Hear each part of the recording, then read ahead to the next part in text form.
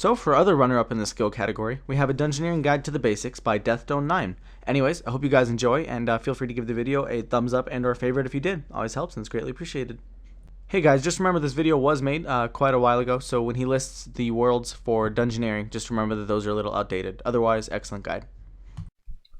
Hey YouTube, what's up? It's iMageRex, and this is my Dungeoneering guide. The basics. Just the basics. This isn't an advanced Dungeoneering guide, and it's pretty much if you haven't started it yet and you were confused about how to, this would be the kind of guide that you want to watch. So what's covered in this guide is Dungeoneering, how it works, etc., how to start at low levels, reasons to train, and the terms that you should know when you start Dungeoneering. If you're not sure about how to get there, you should start at Lumbridge, run south, or go to Alcarad and run south to the ship, and then take the ship to Daemonheim. After you get to Daemonheim, just run to the bank. If that was confusing at all, you can follow my path right here. But this is the only time that you're going to have to do that, because after this you'll be able to get a unlimited teleport to this area.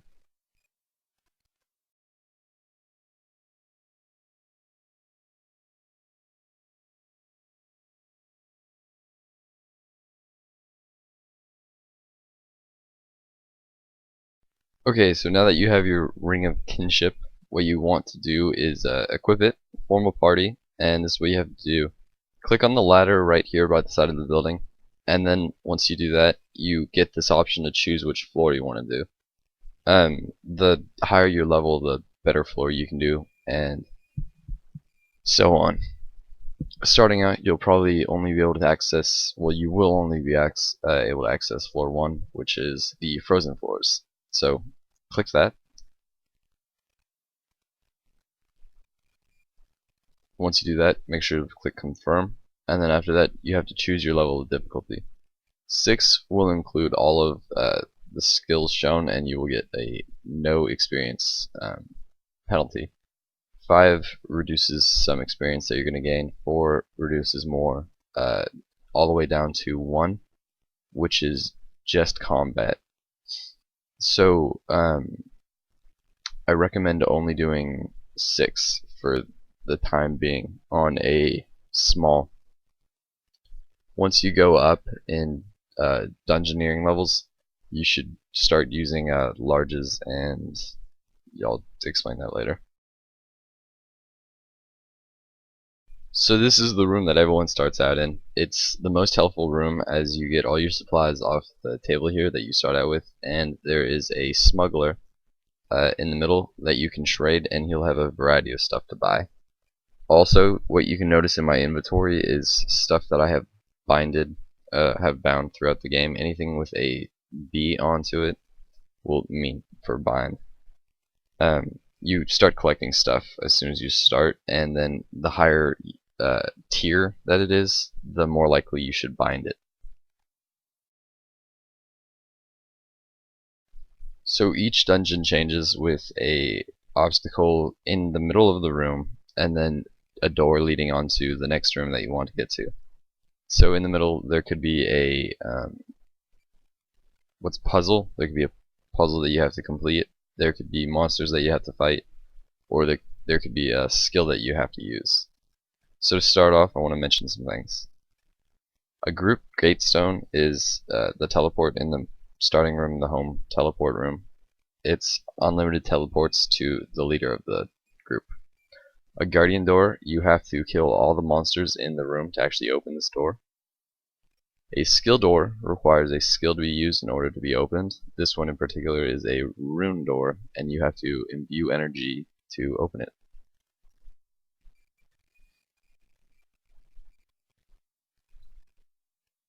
Key door, a key is required, and you can find keys throughout the dungeon. So if you're running through, you're going to pick up a key off the ground, and then you can use this for the door. So here's just videos of me dungeoneering. As you can see, I'm running through. I'm not really worrying about the monsters because it's not a big deal. But I did make sure to pick up the key because I needed it for the next room that I'm going to show you. And this is pretty much how you dungeoneer. So I have a key, now I can open up this door. I can open that, and then I can go in here, pick another one, and it's just pretty much it's a maze. And then it's all co-independent on itself.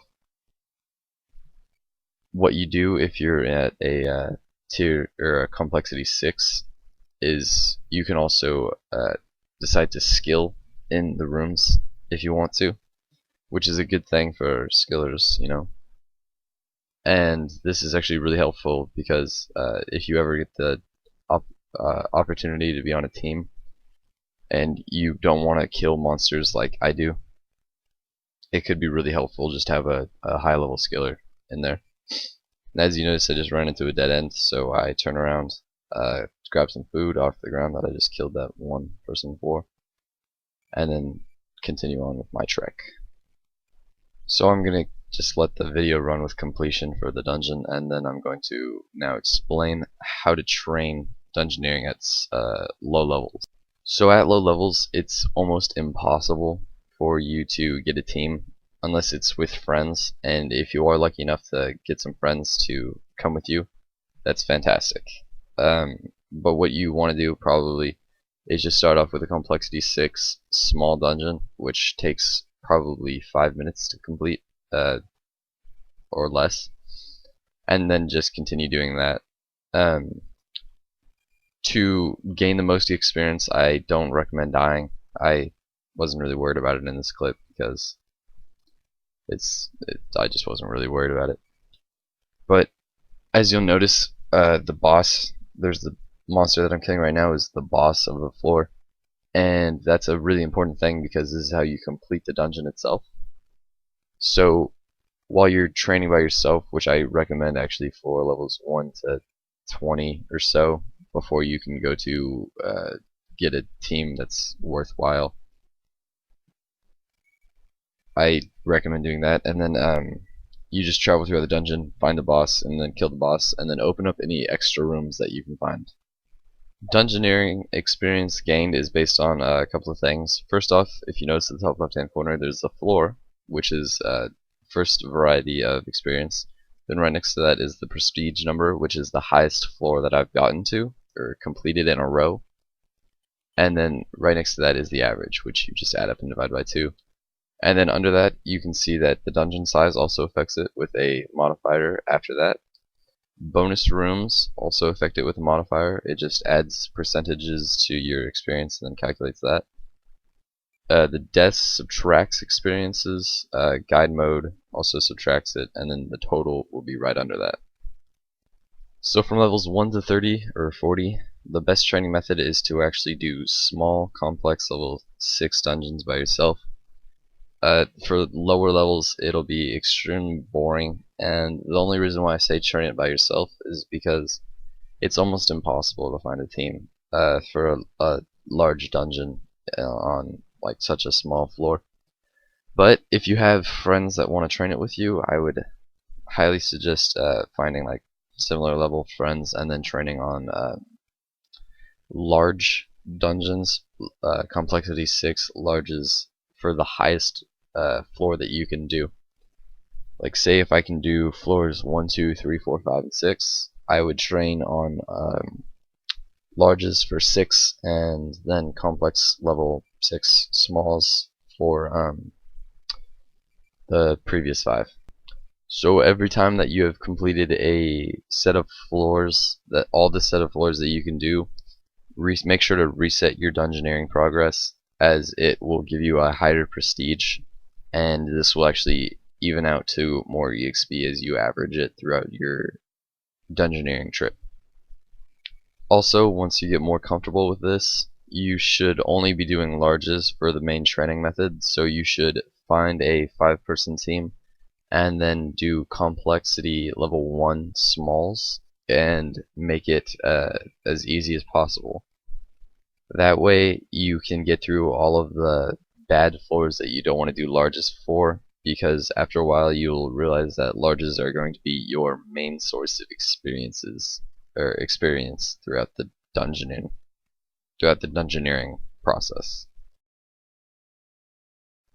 But if you're wondering why train Dungeoneering, here are just some incentives that Jagex gives you. Seeing as Dungeoneering has nothing to do with anything actually in game, they make all the rewards that you can get from leveling um, up to a variety of things that are useful everywhere else. There's weapons. The best weapons in the game are available here. There's an anti-poison totem that makes so that you never get poisoned, and there's bags that can store coal and gems and stuff like that. Okay, so here are a list of expressions that we use in while training Dungeoneering, and I just thought I'd throw these out here. I highly suggest reading them all, because when you're in a group, a random group that you probably found off of World 117 or World 148, either one, it's always really good to know these. If someone's saying F blah blah blah, you should probably trade them if you want to do that floor. That is just examples. Group or GGS, group Gatestone, you should probably teleport to the group Gatestone right then. The GD Guardian Door, it's someone has found a Guardian Door and you should probably tele and try to kill it or kill everything in there. Home teleport HT, you just teleport home because there's nothing left to do in that area of the dungeon. Thanks, Death Dome, for that awesome guide to the basics of Dungeoneering. Alright guys, well feel free to click any of the annotation links on your screen right now. They should open up in a new window, so feel free to click them all and go to everybody's channel, subscribe, and all that kind of good stuff. Make sure to thumbs up the guide if you thought it was good and deserves it, which obviously it does, for winning the runner-up in the part of the competition. Anyways, I look forward to posting the rest of the guides this week, and thank you for watching.